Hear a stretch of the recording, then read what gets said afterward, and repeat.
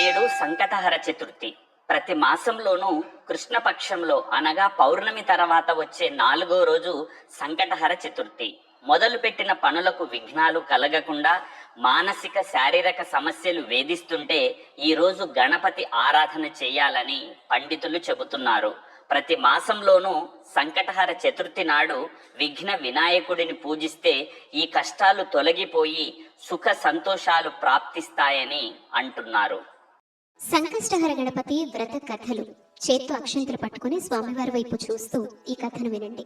ఒకనాడు మహర్షులు కుమారస్వామిని అర్చించి ఆయన ప్రసన్నుడయ్యాక ఇలా కోరారు: స్వామి, కలియుగంలో జనులు పాపకార్యాలు చేసి తత్ఫలితంగా రుణబాధలు, సంతానలేమి, గృహ వసతి లేకపోవడం, దీర్ఘ వ్యాధులు, విద్యాభ్యాసం సరిగ్గా సాగకుండుట, వలసినంత ధనం లేకుండుట, శత్రుపీడ, పనుల్లో ఆటంకాలు, అభివృద్ధి లేకపోవడం, పాడి పంటలు సరిగా పండకపోవట, వివాహం కాకపోవట, దంపతుల మధ్య సయోధ్య లేకపోవడం, చెయ్యని తప్పుకి రాజదండను అనుభవించడం మొదలైన ఎన్నో కష్టాలు అనుభవిస్తారు. ఆ మానసిక క్షోభ తీరి కష్టాలు తీర్చు వ్రతరాజమేదైనా సెలవియ్యండని స్కందుని అడిగాను.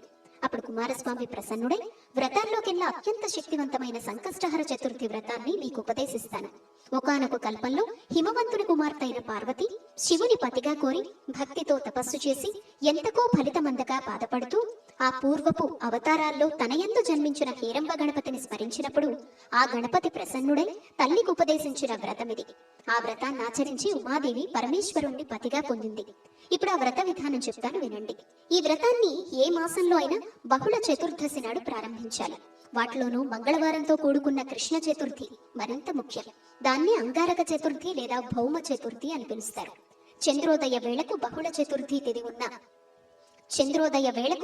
చతుర్థి తిథి ఉన్న రోజు చూసుకొని ఆ రోజు సూర్యోదయానికి ముందే నిద్ర మేల్కొని కాలకృత్యాలు తీర్చుకొని నల్లటి నువ్వులతో కూడిన నీటితో స్నానం చేసి సంధ్యావందనం మొదలైన నిత్య నైమైత్తికాలు ఆచరించి సంకష్టహర చతుర్థి వ్రతం చేస్తాను అని మొక్కుకొని ఎరుపు రవికల బట్టను గణపతి ముందుంచి దానిలో ఒక చిటికెడు పసుపు కుంకుమ వేసి 3 దోసిళ్ల బియ్యాన్ని అందులో పోసి ఎండు ఖర్జూరాలు, 2 వక్కలు, దక్షిణతో కూడిన తాంబూలం అందులో ఉంచాలి. మనసులో ఉన్న కోర్కెను స్వామికి తెలిపి ముడుపును మూటగా కట్టాలి. దాన్ని స్వామి గణపతికి 21 సార్లు ప్రదక్షిణ చేయాలి. ఉదయం అంతా ఆహారం తీసుకోకుండా కేవలం పాలు పళ్ళు మాత్రమే స్వీకరించాలి. ఆ పూటంతా మౌనంగా ఉండాలి. మనసులో గణపతి నామస్మరణ చేస్తూ ఉండాలి. సూర్యాస్తమయం అయిన తరువాత తలస్నానం చేసి దీపం వెలిగించి శ్రీ సంకష్టహర చతుర్థి వ్రతాన్ని ఆచరించాలి. ముడుపు కట్టిన బియ్యం ఉపయోగిస్తూ తీపి పొంగలి, కుడుములు చేసి స్వామికి నివేదించాలి. వ్రతం అర్ఘ్యాలు అయిన పిదప అతిథుల్ని గణేశ స్వరూపంగా భావించి ప్రసాదంగాని భోజనంగాని పెట్టాలి. ఆ ముందు రోజు ఆ రోజు బ్రహ్మచర్యాన్ని పాటించి దైవనామస్మరణతో లౌకిక విషయాల మీదకు మనస్సు పోకుండా చూసుకోవాలి. ఇలా ఈ వ్రతం చేస్తే కోర్కెలు శీఘ్రంగా నెరవేరతాయి. 12 సార్లు చేస్తే వ్రతానికి సిద్ధి కలుగుతుంది. మర్నాడు గణపతి హోమం చేయగలిగితే మరింత శ్రేష్టం. భృంసుడి మహర్షి వృత్తాంతం. ఒకనాడు ఆకాశ మండలంలో పయనిస్తూ ఉన్న నారద మహర్షికి కుంభీపాక నరకం కనిపించింది. లోపల ఎవరున్నారా అని చూశాడు. అక్కడ భృంసుడి మహర్షి తల్లిదండ్రులు, అతని పూర్వాశ్రమంలో భార్య, కుమార్తె కనిపించారు. వాళ్ళంతా నరక యాతన అనుభవిస్తున్నారు. వారి బాధలు చూసి చలించిపోయిన నారదుడు వెంటనే భూలోకానికి వచ్చి అక్కడ తపస్సు చేసుకుంటోన్న మహర్షి వద్దకెళ్ళి, ఓ మహర్షి, నీ పూర్వాశ్రమంలో భార్య, కూతురు, తల్లిదండ్రులు కుంభీపాక నరకంలో దారుణ బాధలకు గురవుతున్నారు. అదేం పట్టనట్లు నీవిలా తపస్సు చేసుకోవడం ధర్మం కాదు.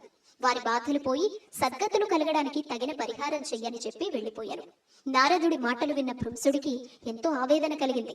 తన పూర్వాశ్రమ జీవితం గుర్తొచ్చింది. వారి సహకారం వల్లే తానీనాడు తపస్వినయ్యాను. ఎలాగైనా వారి బాధల్ని రూపుమాపాలని సంకల్పించాను. తన ఇష్టదైవమైన గణపతిని ధ్యానించాడు. పవిత్రమైన జలాన్ని చేత్తో తీసుకుని గతంలో సంకష్టహర గణపతి వ్రతం చేయడం ద్వారా తనకు లభించిన పుణ్యఫలాన్ని తన వారికి ధారపోయాలని సంకల్పించాను. ఓ గణనాథ, నేనే గనక నీ దివ్య చతుర్థి వ్రతాన్ని భక్తి శ్రద్ధలతో చేసి ఉంటే నా పితరులు, వారితో పాటు నా భార్య, కుమార్తె నరకలోక బాధల నుంచి విముక్తి పొందుదురుగాక అని నీళ్లు విడిచిపెట్టాను. గజాననుడి అనుగ్రహంతో ఆయన చేసిన వ్రతాల్లో ఒక్క పర్యాయం చేసిన వ్రత ఫలితం వల్లే ఆయన పితరులు, భార్య, కుమార్తె అంతా దేవతా శరీరాన్ని ధరించి దివ్య విమానం ఎక్కి గణేశ లోకానికి చేరుకున్నారు. ఇక ప్రతి మాసం ఆ వ్రతం చేయడం వల్ల ఎంత ఫలితం వస్తుందో చెప్పతరమా? వేశ్య వృత్తాంతం. ఒకానొకనాడు ఇంద్రుడు తన విమానంలో ఇంద్రలోకానికి వెళుతోండగా అనేక పాపాలు చేసిన ఒకానొక వ్యక్తి ఆకాశంలో పయనించే ఆ విమానంపై దృష్టి సారించారు. అతని దృష్టి సోకగానే ఆ విమానం చటుక్కున భూమిపై అర్థాంతరంగా ఆగిపోవడం జరిగింది. ఆ ఇంద్ర విమానం అద్భుతమైన వెలుగుకు ఆశ్చర్యచకితుడైన ఆ దేశపు రాజు సురసేనుడు గబగబా బయటకొచ్చి ఆ అద్భుతాన్ని అచ్చెరు పొందుతూ తిలకించారు. ఇంద్రుడిని చూసి ఎంతో సంతోషానికి లోనైన మహారాజు ఆనందంతో నమస్కరించారు. అక్కడ విమానం ఎందుకు ఆపినారో కారణం అడిగాను. అప్పుడు ఇంద్రుడు, ఓ రాజా, మీ రాజ్యంలో పాపాలు అధికంగా చేసిన వ్యక్తి ఎవరిదో దృష్టి సోకి విమానం మార్గమధ్యంలోనే అర్థాంతరంగా ఆగిందని చెప్పాను. అప్పుడు ఆ రాజు, అయ్యా, మరి మళ్ళీ ఆగిపోయిన విమానం ఎలా బయలుదేరుతుంది అని అడిగాడు సవినయంగా. అప్పుడు ఇంద్రుడు, ఇవాళ పంచమి, నిన్న చతుర్థి. నిన్నటి రోజున సాయంత్రం వరకు ఎవరైతే ఉపవాసం చేసి సంకష్టహర గణేశ వ్రతం చేశారో వారి పుణ్యఫలాన్ని నాకిస్తే నా విమానం తిరిగి బయలుదేరుతుందని చెప్పారు. సైనికులంతా కలిసి రాజ్యమంతా అన్వేషిస్తూ ఒక్కరైనా నిన్నటి రోజున ఉపవాసం వ్రతం చేసిన వారు కనపడకపోతురా అని తిరిగాను. కానీ దురదృష్టవశాత్తు అలా ఎవరూ దొరకలేదు. అదే సమయంలో ఒక గణేశ దూత వచ్చి మరణించిన ఒక వేశ్య మృతదేహాన్ని తీసుకువెళ్లటం కనబడింది. సైనికులు వెంటనే ఎన్నో పాపాలు చేసి ఎన్నో జీవితాలు కూల్చిన ఆమెనెందుకు గణేశ లోకానికి తీసుకువెళ్తున్నారు అని ప్రశ్నించారు. దానికి గణేశ దూత, ఈమె నిన్నంతా ఉపవాసం ఉంది, తెలియకుండానే ఏం తినలేదు. చంద్రోదయం అయిన తర్వాత గణపతికి నమస్కరించింది. ఆ విధంగా ఆమెకు తెలియకుండానే సంకష్ట చతుర్థి వ్రతం చేసింది. ఈ రోజు మరణించింది. తెలిసి చేసినా తెలియక చేసినా ఈ వ్రతం ఎంతో ఉన్నత స్థితికి చేరుస్తుంది. ఎవరైనా తమ జీవిత కాలంలో ఒక్కసారైనా ఈ వ్రతం చేస్తే వారు గణేశ లోకానికి మరణానంతరం చేరుకోవడం తథ్యమని చెప్పాను. అప్పుడు సైనికులు ఆ స్త్రీ పుణ్యఫలాన్ని తమకిమ్మని గణేశుని దూతనెంతో వ్రతమలాడారు. అలా చేస్తే విమానం తిరిగి బయలుదేరుతుందని చెప్పాను. ఆమె పుణ్యఫలాన్ని వారికి ఇవ్వడానికి గణేశుని దూత అంగీకరించనే లేదు. ఈలోపు ఆమె దేహం నుంచి వీచిన గాలి ఆ విమానం ఆగిపోయిన చోట వీచి ఇంద్రుని విమానం వెంటనే బయలుదేరింది. తెలియక చేసినా తెలిసి చేసినా ఈ వ్రతం ఎంతటి ఫలితాన్నిస్తుందో చెప్పే వృత్తాంతమిది. కృతవీర్యుని కథ. పూర్వం కృతవీర్యుడనే మహారాజు ఉండెను. అతను సకల సద్గుణ సంపన్నుడు, ధర్మాత్ముడు. ఆయన భార్య మహాపతివ్రత, సుగుణవతి. ఆమె కూడా భర్తలానే సదాచారాల మీద ప్రీతి కలిగిన ఇల్లాలు. ఆ పుణ్య దంపతులకు ఎంతకాలం గడిచినా సంతానం కలుగలేదు. పుత్ర సంతానం కోసం వారు చెయ్యని వ్రతం లేదు, దానం లేదు. ఎన్ని యాగాలు చేసినా ఎన్ని పుణ్యతీర్థాలు సేవించినా ఫలితం లేకపోయింది. ఎంతో నిరాశ పొందిన కృతవీర్యుడు ఒకనాడు తన మంత్రులకు రాజ్యభారాన్ని అప్పగించి భార్యతో కలిసి అరణ్యాలకు వెళ్లిపోయాను. అక్కడ కఠోర దీక్షతో తపస్సు చేయడం ప్రారంభించాను. ఇంద్రియ నిగ్రహంతో ఆహారాన్ని వదిలేసి కేవలం పైనుంచి రాలిన ఆకుల్నే భుజిస్తూ తన తపస్సుని కొనసాగించాను. అలా ఎన్నో సంవత్సరాలు గడిచాయి. రాజు శరీరం చిక్కి శల్యమైంది. ఒకనాడు ఆకాశ మార్గంలో సంచరిస్తోన్న నారదుడు ఆ రాజు పరిస్థితిని చూసి జాలిపడి పితృలోకానికి వెళ్లి కృతవీర్యుని తండ్రిని కలిశాను. పుత్ర సంతానం కోసం అతని కొడుకు పడుతోన్న బాధల్ని చెప్పాను. నారదుని ద్వారా తన కుమారుడు సంతానలేమితో బాధపడుతున్నాడని తెలుసుకున్న కృతవీర్యుని తండ్రి సరాసరి బ్రహ్మలోకానికి వెళ్లి చతుర్ముఖుడికి నమస్కరించి, ప్రభు, నా కుమారుడు సకల సద్గుణ సంపన్నుడు, దానశీలి, ధర్మప్రభు, ఎన్నో యజ్ఞాల్ని వ్రతాల్ని చేసినవాడు, ప్రజల్ని కన్నబిడ్డల్లా చూసుకునే కరుణామయుడు. అలాంటి నా కుమారుడికి పుత్ర సంతానం కలగకపోవడానికి కారణమేంటి? అతనేం పాపం చేశాడు? ఏం చేస్తే నా పుత్రుడి పాపం తొలగిపోయి అతనికి సంతాన ప్రాప్తి కలుగుతుంది? దయచేసి చెప్పండని దీనంగా ప్రార్థించారు. అప్పుడు ఆ బ్రహ్మదేవుడు కృతవీర్యుని తండ్రితో ఇలా చెప్పాను. నీ కుమారుడు పూర్వజన్మలో సాముడు అనే పేరు గలవాడు, పరమ దుర్మార్గుడు. ఒకనాడు అతను ధనకాంక్షతో దారికాసి బ్రహ్మవేత్తలు, సాత్వికులైన 12 మంది బ్రాహ్మణుల్ని చంపి వారి దగ్గరున్న సంపదని, ఆహారాన్ని దోచుకున్నాడు. ఆ రోజంతా సమయం దొరక్క ఏం తినలేదు. దోచిన ధనంతో సాయంత్రానికి ఇంటికి చేరుకున్నాడు. ఆ రోజు మాఘ బహుళ చతుర్థి.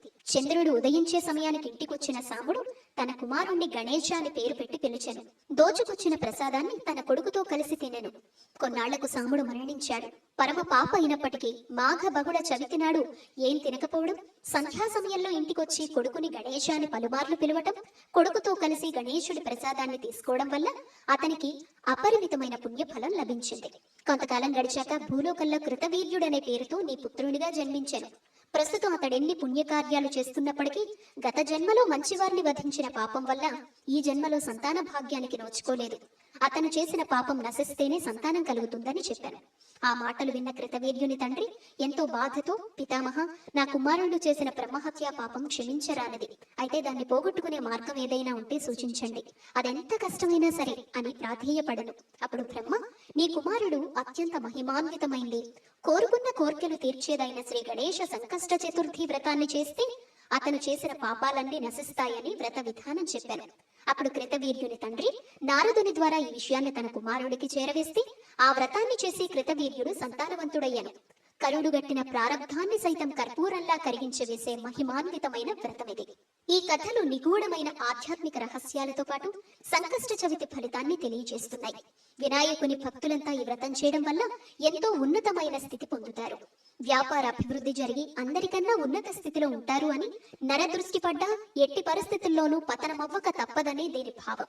ఈ వ్రతం ఆచరించేవారు ఎవరైనా జన్మాంతంలో గణేశుని లోకానికి వెళ్లి అక్కడ భగవంతుని ఆశీస్సుల వల్ల ఎంతో ఆనందాన్ని పొందుతారు. శ్రీ గణేశాయ నమః. సర్వం శ్రీ పరమేశ్వరార్పణమస్తు. నమస్తే.